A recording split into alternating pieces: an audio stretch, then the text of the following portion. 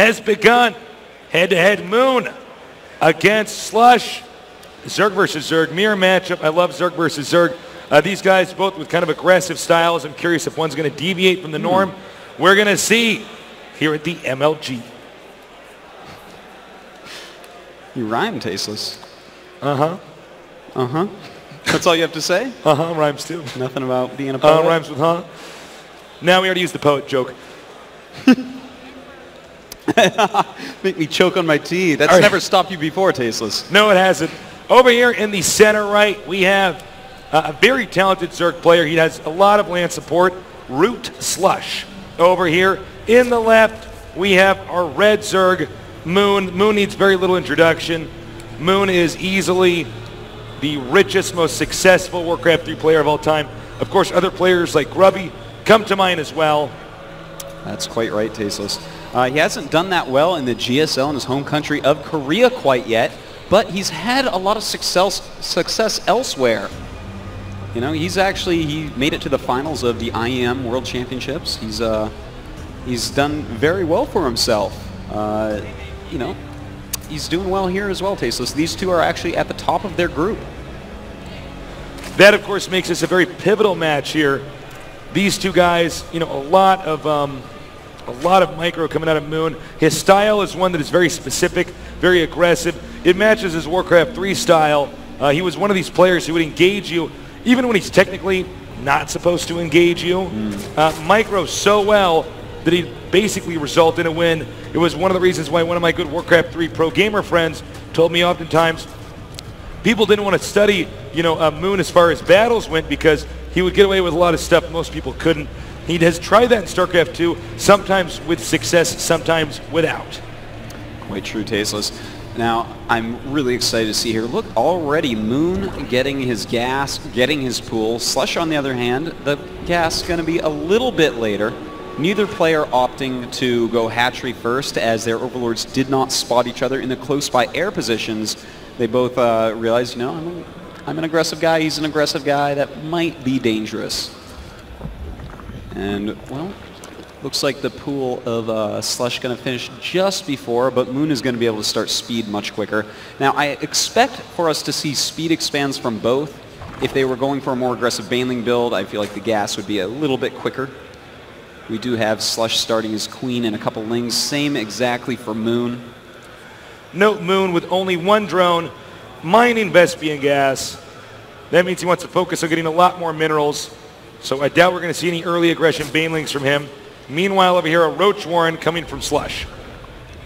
Ooh, a one-base Roach Warren. That is pretty interesting, actually. Oftentimes we see nowadays at top-level ZVZs the Roach Warren made after the expansion to try to block Banelings with. Now, this is such a long map that I feel like walking across the map with Roaches is not the preferable tactic. Now, if he combos that with Banelings, then that's actually a very strong all-in that a lot of times will just get you a win.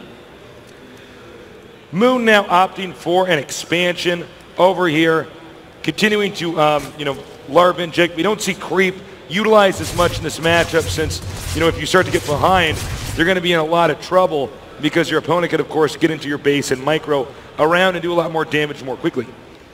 Now, a few Roaches are going to pop out, Tasteless, but Moon is scouting very, very well. He's seen the Roach Warren, and he's going to realize, oh, there are actually Roaches being made. In fact, 5 more Roaches being made for Slush.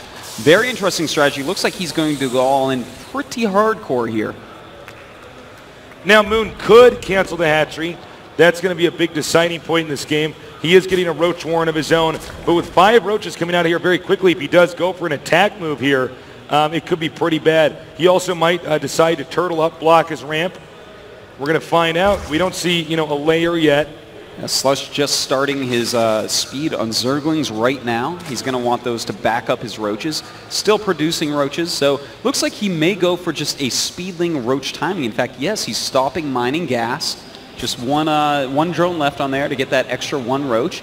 And it looks like he's just going to go on Roach Zergling.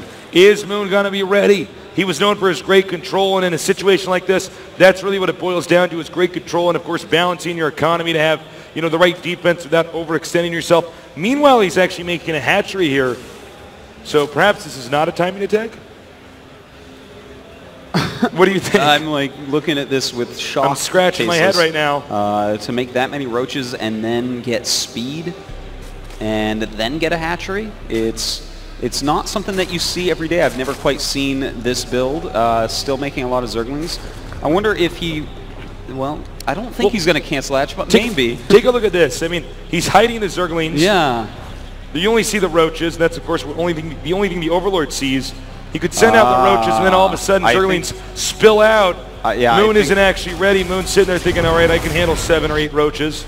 Exactly, and I think that he may possibly cancel a hatch, but maybe not. He is doing a great job hiding those Zerglings. Here we go. He knows. Whoop.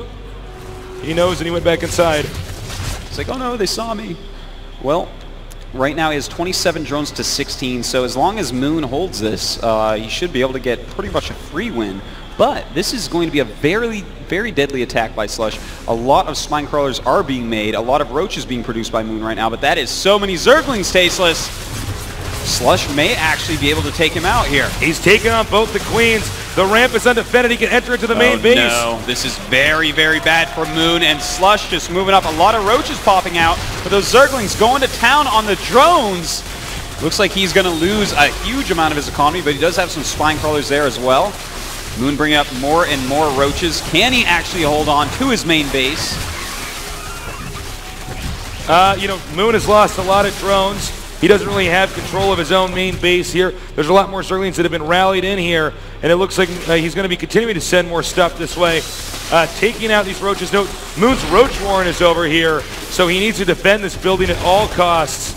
That's quite true, Tasteless. He needs to keep making units. He's got to clear this area out, and Slush has really done a great job tricking him. He is getting way ahead at this point. Moon at 28 supply, 46 for Slush. Right now, if Moon doesn't save this, I think that will be the nail in the coffin. Well, it looks like Moon is only going Zerglings at this point, not mining any more gas. Just cannot even make roaches. He does have those 4 spines, so that's good. But there are a ton of speedlings outside his base from Slush. In fact, Slush not even droning up, just making more and more Zerglings and sending them over. Now the spawning pool is going to be destroyed. And this is going to be bad because essentially all this is a hatchery with a few spine crawlers. He comes down here trying to save the spawning pool at the last second, but Slush, far too smart for that, takes out that, and all he has to do is keep massing up, wait until right before that next spawning pool finishes, and overwhelm his opponent. All we see here is the remainder of any defense Moon's going to have for the time being. You know, I really want to see him place all those very well. And look at this, a little counterattack by Moon. In fact, takes out a Slush Queen, which is quite good. It's going to slow down his production quite a bit. But you know what? Moon still has more drones than Slush does. Kind of a funny situation. Yeah, I mean, he lost quite a bit there, but he's still doing all right. Look at that spawning pool being made, a nice little wall in. And Moon, very, very good crisis management here. All right, the Lings are gathering up right now. Spawning pool planted. I wonder if he'll actually attack. He's trying to trap these Moonlings in there. Moonlings? Moonlings, man. All right, he wants to intercept this so badly here. And will he do it? Moon has to figure out how to control these units to the best of his ability, but no, Slush closes in. Intercepting over here. He tries to get out. Sandwich. And a lot of Zerglings going down there. Slush extending his lead a little bit. No, he actually wants to completely wall himself in here at the entrance. This Roach can, of course, hide behind all this and fire at these units, and I believe these Zerglings will come in right as the spawning pool finishes. Oh, look at this. He's actually ready to make a bunch of evolution chambers for a full wall, but the Zerglings do, in fact, get in. This is very bad for Moon. He's going to lose a lot of drones over here, but the spine crawler's doing a lot of damage.